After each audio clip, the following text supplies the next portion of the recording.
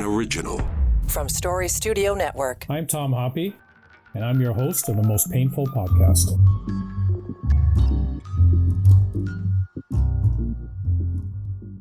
On our last show, we spoke to Nicholas Held talking about his research on identity and transition through physical rehab. Lots of great info on that episode, and if you miss it, you can listen to it on our Spotify or Apple feed. And to receive notifications on the most up-to-date episodes, subscribe to the show. So if you think back to season 1 of this podcast, we spoke about how chronic pain can have an impact on children and how children can develop chronic pain if their parents have chronic pain. So today, I'm joined again by Dr. Melanie Noel, psychologist at the University of Calgary, who is the principal investigator for the first research project and as well has now completed another research project examining what the needs of veterans' families who are suffering from chronic pain, what they need, and talking about how we're going to develop a program. So Melanie, welcome back to the show. Thank you for having me. So I know in the first episode, and people can go back and we'll link it into this episode here, we talked about intergenerational pain. And I know you've done some studies with non-veteran families, and then this one was the one on episode 1 or season 1 was veteran families. And so now this is an extension of that, right? This is an add-on because we found some really cool stuff from the first one, and this is an add-on. So maybe you can just take us through that, how you got to this project. Yeah, sure. Don't pretend like you don't know, Tom, because you're such a big part of this. One of our biggest collaborators and researchers on the project. So I'm a pediatric pain researcher, and I'm really interested in this intersection between mental health and pain. So a big area of my research, even before I came into this world, was all about sort of how trauma and pain go hand in hand and can go hand in hand, and how they really don't just affect one person or one child, but that they can sort of transmit through generations, right, within families. And that's a trauma and pain that your parent or grandparent, people in other generations in your family had, can pose risk, right, in terms of whether you will develop pain as a kid. And so I was involved in chronic pain research and heard about the Center of Excellence, right, in chronic pain in veterans, and met some of the people leading at the time. And, I was just telling them about my research, and it was clear that there was a connection here. Now, I had I didn't know very much of anything about veterans, although everyone's family is touched by this, and mine is no exception. So I basically proposed to examine this intergenerational transmission of trauma and pain in this population, right? So I knew a lot about it in kids with chronic pain and in other populations. And I thought, we'll just extend it to the veteran population. And so I presented this idea to the advisory board, you may recall, because you were on the advisory board. Yep. And really, it became very apparent 2 things. Number 1, this population is likely very different. And why? Because of the culture and identity, military training, that really makes this unique. And Tom, you were the one to point that out to me. And the second thing that was really clear from the outset was that we weren't just going to do research for the sake of doing research, that this really had to be of benefit, direct benefit to the veteran community, including their families. And there's accountability there, which I like. So I quickly reached out to you after you mentioned, had you thought of culture and identity? And you came on board. And, the first phase of this research was really looking at what is the pain experience, not just among veterans, but among spouses and among children. And how does pain unfold within the veteran family? So that was a qualitative study led by Dr. Sam Noyak, an amazing postdoc at the time. And that was amazing because that was like hearing the stories, hearing the accounts and the testimony was fascinating. And I'm sure we'll talk about that. And then the second piece was the survey. So we were just looking at pain and trauma and other types of mental health and factors using surveys. So we looked at veterans and we also looked at their kids to look at those relationships. That was also filled with surprises, which I'm sure we'll talk about. And then there was this opportunity then, we published this work and we're sharing this work. I was fascinated. We developed relationships and then we had this opportunity for a next step. And at that point, it was really clear, look, we're not going to do the same thing. We know enough. We got to do something. Let's create something by and for veteran families. What do they need? What do they want? What would a program look like? And so that's the second project. And we've just wrapped that data collection. We're just writing it up, as you know. And I'm really excited about it because now we're propelling into action. Well, and I find it interesting because we look at identity and we look at mindset. There's lots of research out there, and it's good research. It's, done in the UK and Canada and US and Australia, and some of that's combined between those countries. But within the veterans community, we've always talked about, well, there's something different. What's different? And how does it impact our family? Because I think, and you and I spoke about this, and I know we've seen this in some of the testimonials that have come out from veterans, is we don't think about the kids really because it's mission first. And I know to somebody who may not be military may go, you know what? Yeah, okay, that's no different than anywhere else. Well, actually it is. And there's actually a legal difference as well. If we look at it, the reason that mindset is set that way is because it's the only occupation legally that works under unlimited liability, which sets up that you serve country first and self last. So that is how it starts on day one. And I think that's what was interesting to see come out of the research is it's not just the veteran who themselves are going through that, but it trickles down to the kids, right? Suck it up, move on. It's interesting how that came out of the research that little bit. Yeah, that was so fascinating. And, I'm sure you like to hear this. You were right. So when we asked about how pain Don't tell too many unfolded people that. in families, it wasn't only the veterans who were talking about this sort of stoicism, this stoic approach to, handling pain, right? Expressing pain, kind of the tendency to conceal it and like you said, kind of suck it up. That also applied to emotions too, like how we experience and express or not emotions. But kids were talking about this too in their own experiences, not just talking about their parents, but kids would talk about how they too would suck it up, how they too would kind of sometimes like be protective of their parents. So sometimes hiding it, not, because they didn't want to kind of put that on or trouble or kind of burden the parent. So we saw that protectiveness of the parent, but definitely, yeah, that sort of they adopted that kind of mindset as well. Many of them did, and so that was really, really fascinating. Yeah, because it goes back to like when I think about it myself. I did not think my behavior impacted my child, and I'm thinking from what we've seen, many veterans didn't think that. And then if, that also couples or aligns with the mindset and identity is that there is a change when you enter service over time.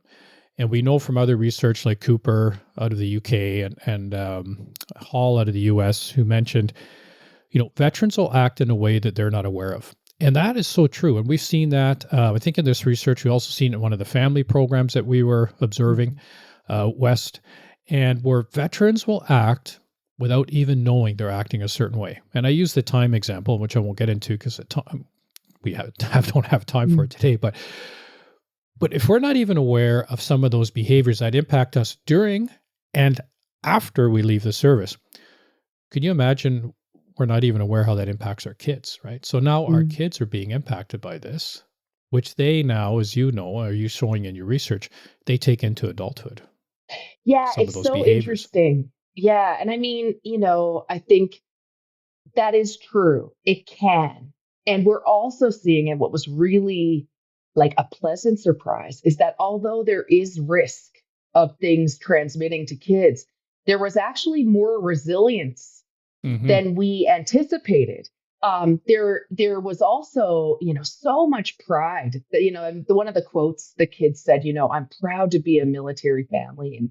And I think, one thing that really stood out to me is that, even if we're not aware, like we think as parents that we're protecting our kids by kind of concealing things, but they know something's going on, right? And they're hungry to understand and they're hungry to know and they're hungry to help and communicate about it. So that was really, really powerful and exciting because when kids understand about military training, culture, veteran identity, when they understand how PTSD works, I mean, when they understand what's happening in the brain when someone is triggered or re-experiencing, that really, our limbic system, our emotions are hijacked. It does mess with our memories and our ability to think and stuff in the moment. And the power that can come from a spouse and a child or children understanding that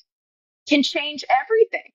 It doesn't always prevent, we actually want to experience and understand emotions and what's going on, because that means we're not going to make the same attribution. We're not going to think it's because of us. We're not going to have those miscommunications. So I think it can trickle down. There is a lot of resilience, more than we even think. And I think there's a unique strength within military families too, to help each other and show up and sort of support each other. So even if if you as a parent aren't aware of what's going on, if the child and the spouse are, they can then know when's the best time to communicate, when's not, and they know it's not about them. This is a moment, and then the power in coming back together to communicate it. So the power and understanding. Yeah, and that's where I would add on to, I think, my earlier comment is there are differences and there are positives as well. And it's drawing on the strengths and differences, right? So when someone leaves service, even during service, what's the strength out of that military mindset and identity that's been created by self first mission first, self last? And then what's different when you're in that civilian world? What's different around your family? But that you can still use some of those strengths, such as resilience, such as teamwork, such as, working together as a group. And I mean, you in your first research with non-military as well as military, you've seen how the intergenerational pain can impact children. So I think even non-military families are experiencing this, like you've shown in your research. I think here we have that extra layer of complexity, not only just the military mindset, but also the other things of the job of moving every 3 years to another base, to another school, dad or mom being gone on deployment for 6 months, 9 months, and then coming back, potentially being somebody different. I mean, these are the things that the children are going through, which a regular child may or may not, they may have other experiences, but may or may not be going through those experiences. Yeah, it's such a good point. Like, we absolutely see, like, in other communities and other populations, for whatever reason, if a parent has chronic pain, have mental health issues, that can influence the child. I think you're raising what's a really, really important point is that, like, the number one thing that comes out is the importance of understanding and the child understanding and the spouse understanding military culture and identity. And because some of the things that you see in other populations are kind of flipped when you see it in veteran families. And I think that's exactly understanding the uniqueness and also the unique, strengths within military families and veteran families made study two so important, because we can't just take what is out there for other populations and just give it to veteran families. These programs need to be tailored from the ground up, not even tailored, created and co-created, by veteran families, including kids, right? And that's exactly what this is doing, so that the culture and identity and the uniqueness is sort of addressed at every level. right, of the program, so that what we offer them is exactly what they need.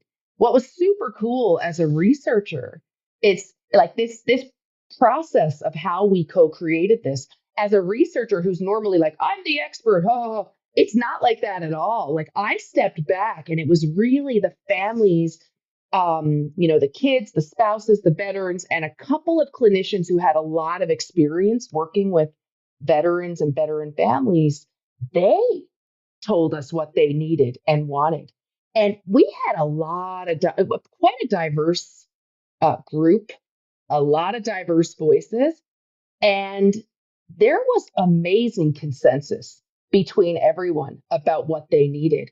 And as a researcher, when I found out what they were saying was important, I was so struck because then I could say, they know. Like, I know the research on intergenerational trauma and pain, and some of the things that are coming out in like cutting edge science around what can be protective, what can foster resilience was the very things that veteran families were saying they needed.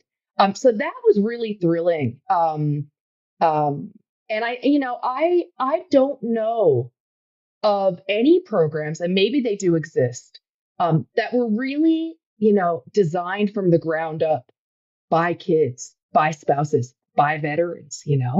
So now the fun part is putting it together. But yeah, Tom, like it had to be done that way because what happens a lot is we use our kind of intuition of like, psychologists or physicians or whatever, we'll come up with what we think is important. But unless the appreciation and understanding of the uniqueness of the culture is permeating it, I just don't think it's as appropriate as it could and should be. Yeah, and I think it's important that that's understood. And it may be a challenge for some people who are, and even for some veterans too, who may not fully understand the whole system of not just what's happening within the military, but when one leaves the military and needs to access treatment benefits, which impact them, the spouse, and the children as well, and how that all works, is that it's very different for military members or for veterans because access can change at any time. It's not protected like a negotiated benefit under a union, and that's just a whole different topic. But that in itself also impacts the access that veterans have and what their needs are. So by having, I agree with you, by having a research project where people are being solicited to say, well, what's important for you, and then how are you accessing care now, and how can we make that better, and what's a program to have that discussion, because struggling with chronic pain is a lonely journey. We know that. And there are, we've had someone on the show talk about peer program to help people who are struggling with pain because they're by themselves. If the veteran is not able to communicate with their spouse and their children about chronic pain and have that open discussion, it becomes a lonely journey, which then also can create more problems within the family too. So would you not think, what we've seen in the research is that this isn't just when the veteran gets out of the military. This is going on when they're in the military and continues when they're going out because they have to push through. They don't have choice the way the system is set up. They have to push through and do the mission first, and the family pays for that price. And that continues when they leave. That ability of choice, in a sense. Yeah, it's so interesting. A few things that you said, like that really came out when you talk to the kids, like they can talk about the power in when their mom, or dad like started on their healing journey, when they had access to help and resources. That didn't just affect the veteran, like that was a turning point for kids in not just their parent. Like one of the biggest, I can tell you, the biggest predictor of your child's health is your health, right? Like put on your oxygen mask before you put it, the classic example. What I do for my mental health and my pain affects my kids, right? But to also be clear, like this program is not just about kids and spouses supporting the veteran. It's also about spouses and kids getting the sort of knowledge and tools and skills for themselves. And so I think that's really, really important. When my parent is learning about pain, and they're learning about trauma and they're learning about communication and emotions, I'm also learning that. And that's going to help me with those same issues. Because let's face it, I mean, mental health is, we have two intersecting epidemics, not just in adults, in children. And so the things that will help the veteran will also help the child, will also help the spouse. The spouse's health and well-being affects the kid and the veteran. The kids affects the parent. So it really is this beautifully intricate web. And while that may seem overwhelming, to me, it's beautiful, because if one person's not ready, but another person is, this knowledge and these skills and this journey that one person embarks on can have ripple effects on the entire family, right?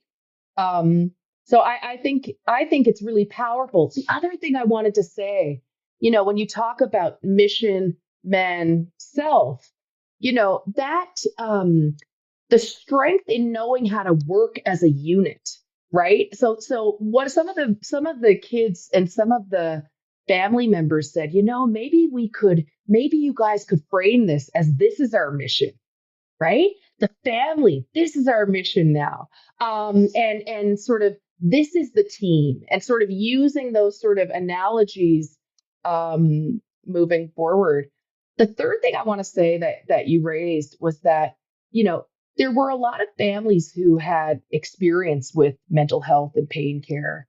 Other clinicians too had been in this. And we wanted to know, what didn't work, what hasn't worked, what backfired. Like, I think it's important for us to have humility to look and see, where have we failed, right? Like, as providers, as programs, so that we can do better. One clear example of that is the importance for any program being trauma informed, right? Like to understand that, like, when a program ends, there needs to be follow up. There needs to be, expectations about, whether this is going to sort of exacerbate emotions for a while or not. And so I really appreciated all of us kind of going into this, admitting like what hasn't worked before, so that we can do better and learn from that. Yeah, and I think back to, when you talk about teaching about chronic pain to children, chronic pain is a big issue in Canada. We know that, right? Can you imagine the power of that foundation if you're starting to teach children about knowledge and education around pain, which we know helps with chronic pain? If you have an understanding of, I'm having a down day and this is going to flare up and vice versa. I mean, all that information on pain science and nutrition, the whole nine yards, starting that for children, and then they taking that with them, and then they become parents with that knowledge. I mean, that's a huge foundational, It's huge. structure And that's going to be built, right? there is nothing more healing than knowing we're doing something to make our kids have it easier than we did. Isn't that, Yeah. come on, like, that's a Yeah, universal fact. 100%. Of being a parent. And when I've worked with veteran families, which has been some of the most like inspiring work of my life, when you see a veteran and spouse, like the parents kind of step back and just observe their kids in action, observe them being brave, observe them learning about how emotions work, and seeing them like delight, and and to see, there's something so powerful about that. And the stuff that that's in this program, like communication, like learning about emotions, like understanding how to calm our nervous systems. You're absolutely right. Like, that's not only just good for pain, like that's good for like mental health in general. And like, so the fact that kids are learning these skills, the same kind of skills that would be in a treatment program for a 50 or 60-year-old, just tailored in a different way. These are life skills that can actually break intergenerational cycles. And so that's not just me hyping it up. There is science behind that, following, pregnant women reporting on their trauma and their pain and looking at what happens when their kids grow up. Social support, good communication, understanding emotions, all of these things can actually be preventative. for problems in a kid. So to me, I'd be on board as a parent, right? And there's a hopefulness, even when we might have had a hard go, right? As they say in Newfoundland, that's probably my Newfie coming out. We've had a hard go, we've had challenges, but man, like they're watching their kids be able to do things and think about things and learn things in a way, it might have taken us till we were 40 or 50 to do, and there's such a therapeutic benefit of that. Yeah, I think, we could talk a lot more about this, and I think that's important to understand. And also for veterans to understand who are listening is we're never going to get rid of who we were, but we should draw on the strength and differences and then think about how that can help our family, and to be open to learn, and to have more awareness of what's going on in those changes that we're having, as well as our family. So I think it's a great research project. Thank you for being on the show, Melanie, again. We'll look forward to the next steps on this. Yeah, together with you, Tom, you co-led it, so can't do it without you. Well, we have a team of people. We have a team of people making it all happen. I will say no one should do research about veterans without veterans. I really, really firmly believe that's an ethical and moral stance. It's just such a joy to partner with you, Tom, and do this work. And my hope is that, we're developing a program, but if this research can be used to advocate for resources and for the needs of kids and spouses and families and veterans, like, let's do it, right? And I think that it can be a powerful tool in that sense too. Fully agree. Well, thank you, Melanie, for being on the show. It's great to have you. And for our audience, if you have any feedback about the show or want more information on chronic pain, you can visit our website, veteranschronicpain.ca, or follow us on Facebook and X at Chronic Pain COE, and on Instagram at Chronic Pain_COE. Once again, thank you everybody for listening. Stay safe and keep the hope alive. The Most Painful Podcast is produced for the Chronic Pain Center of Excellence by Story Studio Network.